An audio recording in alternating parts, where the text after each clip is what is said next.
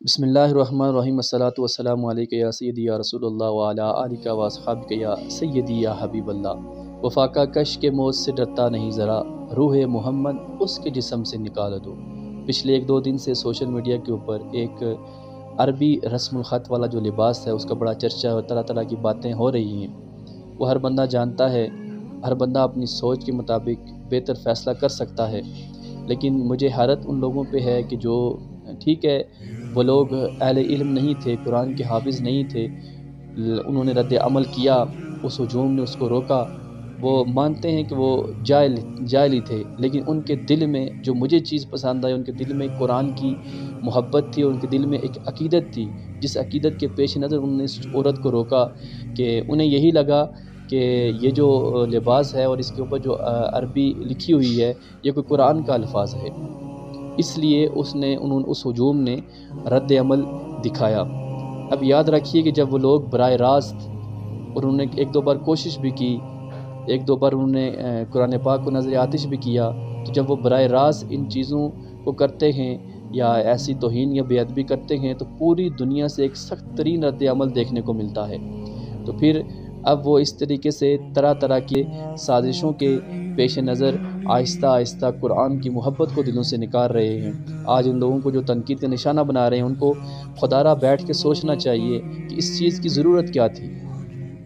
اس چیز کی ضرورت کیا تھی کہ عربی رسم الخط جو بالکل قرآنی رسم الخط سے ملتا جلتا ہے، حالانکہ وہ قرآنی الفاظ نہیں تھے، لیکن پھر بھی اس چیز کی ضرورت کیا تھی، اس ڈیزائن کی ضرورت کیا پیش آئی تھی،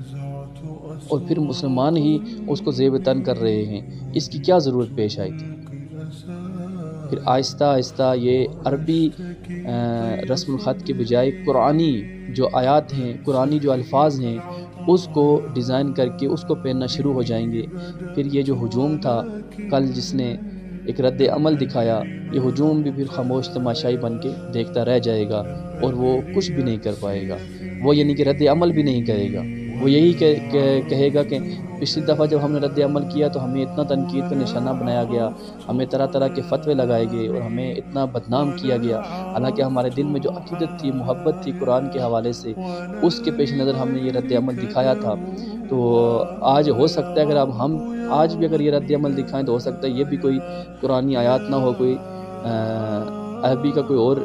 لفظ ہی ہو، عربی زبان میں کوئی اور ہی الفاظ لکھے ہوں، قرآن کے الفاظ نہ ہوں، قرآن کے آیاتیں نہ ہوں، تو پھر ہمیں مزید شدید رد عمل جو ہمیں بھی دیکھنے کو ملے گا، اس لیے وہ پھر خاموش تماشائی بن جائیں گے۔ تو یہ ایک سازش ہے، خدا را اس چیز کو سمجھیں، اس چیز کی ضرورت کیا تھی۔ جو لوگ ان لوگوں کو تنقید کا نشانہ بنا رہے ہیں وہ خود بیٹھ کر اپنی عقل کو ہاتھ ماریں کہ ان چیزوں کی ضرورت کیا پیش آئی آخر۔ اسی طریقے سے جب وہ لوگ براہ راست حضور صلی اللہ تعالیٰ علیہ وسلم کی توہین یا شعائر اسلام کی توہین نہیں کر سکتے، یعنی کہ جب وہ کرتے ہیں اس طرح کی بے ادبیاں اور گستاخیاں کرتے ہیں تو پوری دنیا سے شدید رد عمل دیکھنے کو ملتا ہے، پھر وہ کیا کرتے ہیں، وہ آہستہ آہستہ مختلف طریقے اور بہانے تلاش کرتے ہیں اور پھر مسلمانوں کو ہی استعمال کرتے ہیں۔ اب مسلمان سر عام گستاخیاں اور بے ادبیاں کر رہے ہوتے ہیں، پھر ان کو روکنے والا بھی کوئی نہیں ہوتا، کیونکہ خود مسلمان اس چیز کو جائز سمجھ کے یا اچھا سمجھ کے یا فیشن سمجھ کے یا دیگر یعنی کہ اچھی بات سمجھ کے اس کو کر رہے ہوتے ہیں، پھر اس کو کوئی برا بھی نہیں سمجھتا۔ اس کی ایک میں زندہ مثال دینا چاہوں گا کہ میں 2013-14 میں ایک عرب ممالک میں تھا، تو وہاں پر ایک اخبار تھی، نیوز پیپر تھا، اس کے اوپر یعنی کہ گنبد خضرا کی تصویر بنی ہوئی تھی، یعنی کہ کچھ مقدس مقامات کی تصویریں بنی ہوئی تھی، تو مجھے خود بھی عربی آتی نہیں تھی کہ اس میں ایسا کیا لکھا ہوا ہے، چونکہ عربی میں وہ اخبار تھا، تو تصویریں بھی بنی ہوئی تھی، جو مجھے ان تصویروں کو دیکھ کے یہی لگا کہ اس کے اوپر لازمی سی بات ہے کہ جب یہ کسی مقدس جگہ کی تصویریں ہیں تو لازمی سی بات ہے کہ اس میں اللہ اور اس کے رسول کا نام بھی ضرور ہوگا۔ تو ایک نیپالی شخص تھا، وہ اس کے اوپر یعنی کہ نیچے رکھ کے، چونکہ نیچے بیٹھنے کی جگہ گندی تھی، اس نے وہ اخبار ٹکڑا اٹھایا اور نیچے رکھ کے اس کے اوپر بیٹھ گیا۔ تو میں نے اس سے تھوڑی مزاحمت کی، میں نے اس کو ریکویسٹ کی پہلے کہ یار اس کے اوپر نہیں بیٹھو خدا را، یہ اس کے اوپر اس طرح اللہ رسول کے نام بھی لکھے ہوئے ہیں اور یہ عربی رسم الخط ہے، ہم اس کا بڑا ادب کرتے ہیں، احترام کرتے ہیں۔ تو پھر آہستہ آہستہ وہ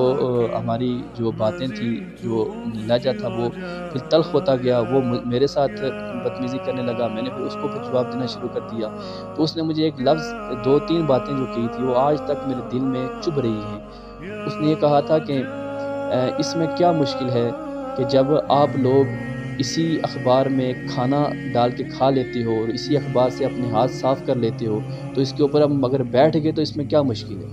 اس وقت آپ کو توہین نظر نہیں آتی ہے، اگر ہم اس کے اوپر بیٹھ گئے تو اب آپ کو توہین نظر آتی ہے۔ اگر مسلمان کریں تو وہ ادب ہے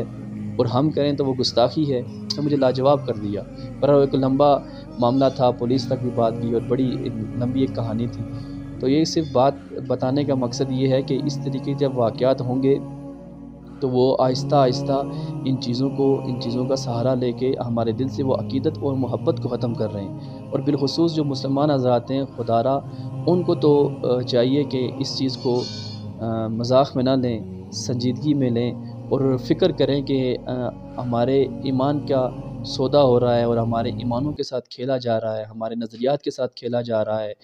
ہماری جذبات کے ساتھ کھیلا جا رہا ہے، ہمارے جذبات کو مجروح کیا جا رہا ہے طرح طرح کے واقعات سے، طرح طرح کی باتوں سے۔ تو اس کو خدا را سمجھیں اور مختلف جو سازشیں ہیں یہود و نصارہ کی، ان چیزوں کو سمجھنے کی ضرورت ہے۔ اس کو مذاق میں لینے کی ضرورت نہیں ہے کوئی حلوہ تھا یا جلوہ تھا، یہ تو رونے کا مقام ہے۔ ہم اس کو مذاق میں لے رہے ہیں اور ہنس رہے ہیں اور طرح طرح کی باتیں کر رہے ہیں، خدا را یہ رونے کا مقام ہے کہ اس طرح کی چیزوں کی ضرورت کیا پیش آئی کہ عربی رسم الخط میں آپ لباس زیب تن کریں